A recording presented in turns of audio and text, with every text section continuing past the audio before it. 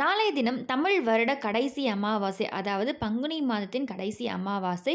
ரொம்பவே சக்தி வாய்ந்த நாள். பொதுவாகவே பௌர்ணமி அமாவாசை நாட்களில் பிரபஞ்சத்தில் நேர்மறை ஆற்றல்கள் நிறையவே நிரம்பி இருக்கும்.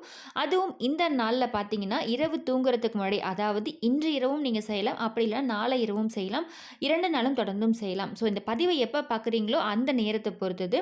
இந்த அமாவாசை நாளில் குறிப்பாக ஒரே ஒரு டம்ளரில் நான் சொல்லக்கூடிய ஒரு பொருள் சேர்த்து நீங்கள் வைங்க. எந்த இடத்துல வைக்கணும், என்ன பண்ணணும், டீட்டெயிலாக பதிவில் பார்க்கலாம். ஸோ இந்த மாதிரி ஒரு டம்ளர் தண்ணீரில் வைக்கும் பொழுது தீய சக்தி கட்டாயமாக நீங்கும், கந்திருஷ்டி நீங்கும். பொதுவாக நம்ம கிட்ட இருக்கக்கூடிய அந்த நெகட்டிவிட்டி, கெட்ட எண்ணங்களால், ஒரு சிலருடைய பார்வைகளால் நம்ம கிட்ட வந்து இந்த மாதிரி நெகட்டிவிட்டி இருக்கும். ஸோ அந்த வட்டத்தை சுற்றி எப்பொழுதுமே பாசிட்டிவ் வைப்ஸ் இருக்கணும். பாசிட்டிவிட்டி இல்லைனா தான் நமக்கு நம்ம என்ன விஷயம் செய்கிறோமோ அது தடைப்படும், தடங்கல்கள் இருக்கும், பண தடைகள் இருக்கும், வருமானம் இல்லாமல் இருக்கும். ஸோ இந்த மாதிரியான விஷயங்கள் எல்லாமே வட்டத்தில் நெகட்டிவிட்டி இருந்தால் மட்டும்தான். ஸோ உங்களை சுற்றி எப்பொழுதுமே ஒரு பாசிட்டிவிட்டி இருக்கணும், பாசிட்டிவ் வைப்ஸ் இருக்கணும். அப்படின்னாலும் சரி, கந்திருஷ்டி நீங்கணும், நல்ல ஒரு நெகட்டிவிட்டி இல்லாத ஒரு பாசிட்டிவ் பர்சனாக நீங்கள் மாறணும். நீங்கள் செய்கிறது எல்லாமே வாய்க்கும், அதாவது தொட்டதெல்லாம் வாய்க்கும்னு சொல்லுவாங்க பார்த்தீங்களா. இவங்க எது செஞ்சாலுமே அதில் வந்து வெற்றி கிடைக்குதுன்னு சொல்லிட்டு அந்த மாதிரியான ஒரு பர்சனாக நீங்கள் மாறணும். உங்கள் கிட்ட இருக்கக்கூடிய தீய சக்திகள், அதாவது கண்ணுக்கு தெரிஞ்சோ தெரியாமலோ ஒரு சில விதமான தீய சக்திகள் இருக்கும் பார்த்தீங்களா, அது இருக்குது, அது நீங்கணும்னாலும் சரி,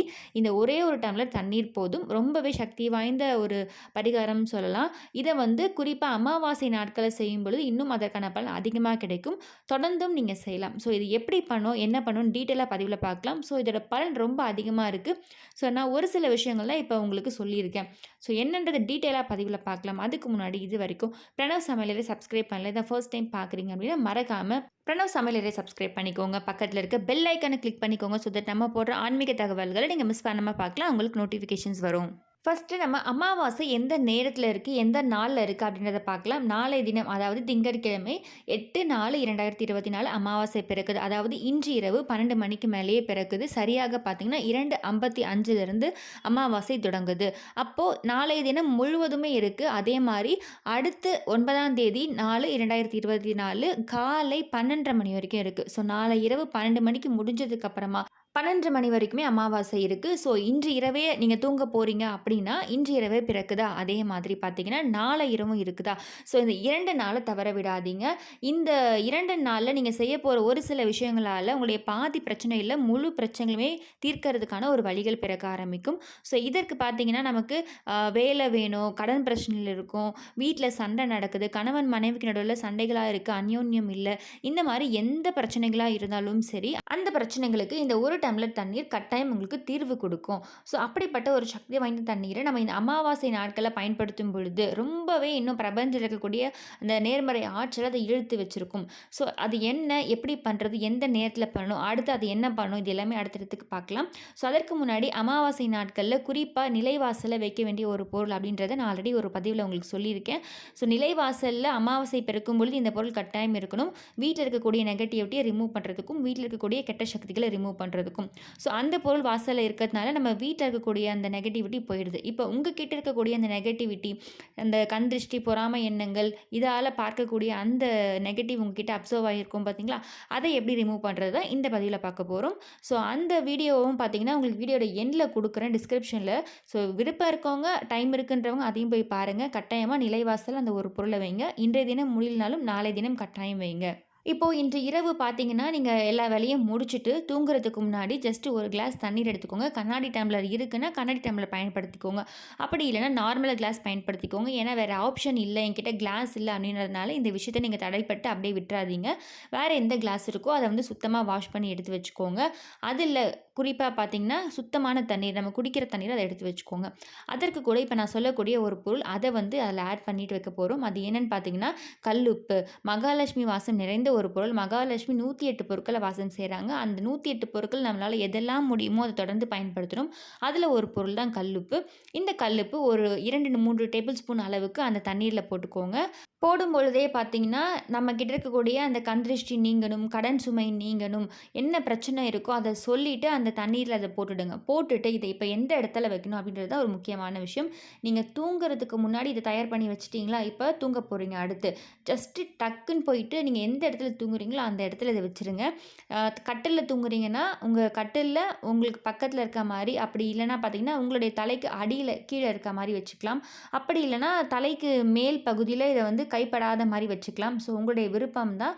அட்லீஸ்ட் உங்கள் பக்கத்தில் நியர்பை இருக்க மாதிரி இதை வச்சுக்கோங்க. இப்போ நான் வந்து கட்டிலெலாம் படுக்கல அப்படின்றவங்க, தரையில் படுக்கிறவங்க, பாயில் படுக்கிறவங்க பார்த்தீங்கன்னா இதே மாதிரி தான் உங்களுடைய தலைக்கு மேலே இந்த தண்ணீரை வைக்கலாம். இல்லைனா கொஞ்சம் கைக்கு எட்டாத மாதிரி கொஞ்சம் தள்ளி பக்கத்தில் வச்சுக்கலாம். ஸோ இந்த 2 இடத்துக்குள்ள நீங்களே தரையில் படுக்கிறவங்க வைக்கலாம். நம்ம வந்து தூங்கும்பொழுது தெரியாமல் கைப்பட்டு அது கீழே விழுந்துரும். ஸோ அந்த மாதிரியான ரொம்ப டிஸ்டன்ஸ் கிட்ட வைக்காதீங்க. கொஞ்சம் தள்ளியே வைங்க. அதுவே போதுமானது. இந்த தண்ணீர் தூங்குற இடத்துல அப்படியே இருக்கட்டும். அடுத்த நாள் காலையில் இதை எடுத்து அப்படியே வெளியே ஊற்றிடுங்க. மண்பாங்கான இடம், மரம் இருக்குன்னா அந்த இடத்துல ஊற்றிடுங்க. அப்படி இல்லைன்றவங்க வீட்டில் இருக்கக்கூடிய கிச்சன் சிங்க்லேயே ஊற்றிடலாம். தவறு கிடையாது. இட வசதி இல்லாதவங்க, இடம் வசதி இருக்குன்றவங்க, வெளியே வந்து இருக்குன்றவங்க அதை அந்த மாதிரி ஊற்றி விட்டுடுங்க. இந்த இரவு முழுவதும் இந்த ஏன் இருக்கணும்னு பார்த்தீங்கன்னா, நீங்கள் தூங்கும் பொழுது எப்பொழுதுமே உங்களோட 6ஆம் வட்டம் சுற்றி புதுப்பிச்சுட்டே இருக்கும். ஸோ நல்ல ஒரு பாசிட்டிவிட்டியை அது கொடுக்கும். அந்த நேரத்தில் உங்ககிட்ட யாராச்சும் ஒரு கந்திருஷ்டி வச்சுருக்காங்க. நம்ம வந்து நார்மலாக தான் சொல்லியிருப்போம், காமிச்சிருப்போம், நம்ம பொருட்கள் எல்லாமே காமிச்சிருப்போம். ஆனாலுமே அவங்களுடைய பார்வை இது நம்மக்கிட்ட இல்லையேன்னு ஒரு ஏக்கமாக பார்த்தாலும் அது ஒரு விதமான கந்திருஷ்டியாக மாறிடுது. அது மட்டும் இல்லாமல் இப்போ இருக்க காலகட்டத்தில் எல்லா விஷயத்துக்குமே வந்து பொறாமை எண்ணம் அப்படின்றது அதிகமாக வளர்ந்துட்டே போயிட்டுருக்கு. இந்த மாதிரி எண்ணங்களாலையும் சரி நம்மக்கிட்ட ஒரு விதமான அந்த நெகட்டிவிட்டி வந்துடுது. ஸோ இந்த நெகட்டிவிட்டி ரிமூவ் பண்ணுறதுக்கு தான் நம்ம நிறைய கோவில்களுக்கெல்லாம் போகிறோம். அங்கே அந்த பாசிட்டிவிட்டி அப்சர்வ் பண்ணி வைக்கிறோம். ஸோ வீட்லேயே நம்ம அதை எப்படி பண்ணலான்றது தான் இந்த பதிவில் நம்ம பார்த்துட்ருக்கோம். இந்த கல்லுப்பு நிறைந்த தண்ணீர் பார்த்தீங்கன்னா, உங்ககிட்ட இருக்கக்கூடிய எல்லா விதமான எதிர்மறை ஆற்றல்களையும் அப்படியே அட்ராக்ட் பண்ணி வச்சுருக்கும். இதை வந்து அப்படியே எடுத்து நீங்கள் காலையில் ஊற்றிட போகிறீங்க. இந்த மாதிரி தொடர்ந்தும் செய்யலாம். அப்படி இல்லைன்னா, இப்போ இன்றைய இரவு பார்த்தீங்கன்னா அமாவாசை பிறந்துருச்சா, 2:30 மணிக்கு சொல்லியிருக்கேன் உங்களுக்கு. அப்போ இன்று இரவு தூங்கத்துக்கு முன்னாடி வச்சுட்டிங்கன்னா, அமாவாசை பிறக்கும் பொழுது கட்டாயமாக இந்த தண்ணீர் அதை அட்ராக்ட் பண்ணி வச்சுருக்கும். நாளைய தினமும் பார்த்தீங்கன்னா அமாவாசை இருக்குது. அதனால் நாளை இரவு தூங்குறதுக்கு முடியும் இது செய்யுங்க. இன்று நாளை 2 நாளும் செய்யலாம். முடியாதவங்க நாளைய தினம் கட்டாயமாக செய்யுங்க. எந்த பதிவை எப்போ பார்க்குறீங்களோ அந்த நேரத்தை பொறுத்து தான். ஸோ சீக்கிரமாக பார்த்துட்டிங்கன்னா இன்று தினம் தவற விட்டுறாதீங்க. அதே மாதிரி இன்னொரு விஷயமும் கேட்பீங்க, இந்த அமாவாசையில் மட்டும்தான் நான் செய்யணுமா, இதை தொடர்ந்து செய்யலாமான்னா தொடர்ந்து செய்யலாம். ஒரு சில நாட்கள், ஒரு 27 நாட்களும் தொடர்ந்து நீங்கள் செய்யலாம். 27 நாட்கள் நடுவில் ஒரு நாள் விட்டுட்டாலும் மறுபடியும் ஃபஸ்ட்லேருந்து தான் நீங்கள் ஆரம்பிக்கணும்.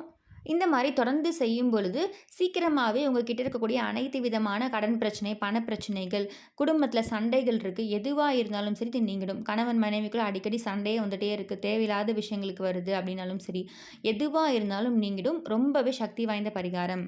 இப்போ நம்ம வீட்டு வாசலில் வச்சுருக்க பொருளால் வீட்டில் இருக்கக்கூடிய நெகட்டிவிட்டியும் ரிமூவ் ஆகிடும். வீட்டுக்குள்ளே நீங்கள் தூங்குற இடத்துல இதை வைக்கிறதுனால உங்ககிட்ட இருக்கக்கூடிய நெகட்டிவிட்டியும் ரிமூவ் ஆகிடும். ஸோ ஆட்டோமேட்டிக்காக உங்களுக்கு பாசிட்டிவிட்டி அந்த இடத்துல கிடைக்க ஆரம்பிக்கும். உங்களுடைய அந்த பண வரவு இருக்கணும், கடன் சுமை இல்லைன்னா கட்டாயம் பாசிட்டிவிட்டி இருந்தாவே இது எல்லாமே நடக்க ஆரம்பிச்சிடும். அதே மாதிரி கல்லுப்பு, மிளகு போட்டு வைக்கிறது, கிராம்பு போட்டு வைக்கிறது, இது எல்லாமே நாளை தினம் அமாவாசை நாட்களில் கட்டாயமாக செய்யுங்க. அந்த பதிவு எல்லாமே ஆல்ரெடி நம்ம போட்டாச்சு. ஸோ திரும்ப திரும்ப அதை போட வேணாம் அப்படின்றதுனால தான் நான் அதை பற்றி உங்களுக்கு மறுபடியும் பதிவில் இதில் ரிமைண்ட் பண்ணியிருக்கேன்.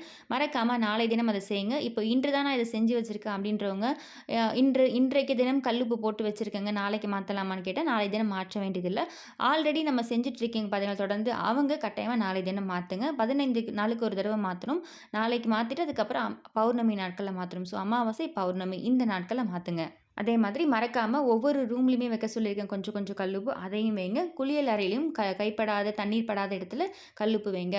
அதே மாதிரி இன்னொரு விஷயம் ஞாபகம் வச்சுக்கோங்க, இந்த உப்பு வந்து ரொம்ப இறுகிடும், அப்படி இல்லைன்னா தண்ணீர் விட்டுடும் சீக்கிரமாக. அந்த மாதிரி இருக்குன்னா ஒன்றும் பிரச்சனை இல்லை. வீட்டில் இருக்கக்கூடிய அந்த நெகட்டிவிட்டி தான் அப்சர்வ் பண்ணி வச்சுருக்குன்னு அர்த்தம். அந்த மாதிரியான ஸ்டேஜ் இருக்குது, தண்ணீர் விட்டுருச்சு அப்படின்னா அந்த உப்பை நீங்கள் 15 நாள் வரைக்கும் அப்படியே இருக்கணுன்ற அவசியம் கிடையாது. அந்த உப்பை மாற்றிட்டு மறுபடியும் உப்பு கொட்டி வைங்க புதுசாக. அதுக்கப்புறமா அந்த 15 நாள் கிட்ட வரும் பார்த்தீங்களா, அமாவாசை பௌர்ணமி, அந்த நாளில் மறுபடியும் மாற்றிக்கலாம். ஸோ இந்த டவுட்ஸும் நிறைய பேர் கேட்டிருந்தீங்க. அதனால் இந்த பதிவுலேயே உங்களுக்கு அதை நான் சொல்லிட்டேன். ஸோ இந்த பதிவு உங்களுக்கு கண்டிப்பாக யூஸ்ஃபுல்லாக இருக்கும்னு நினைக்கிறேன். இந்த பதிவு பிடிச்சிருக்கு, இந்த பதிவில் ஏதாச்சும் சந்தேகம் இருக்குன்னா கண்டிப்பாக கமெண்ட் பாக்ஸில் கமெண்ட் பண்ணுங்கள்.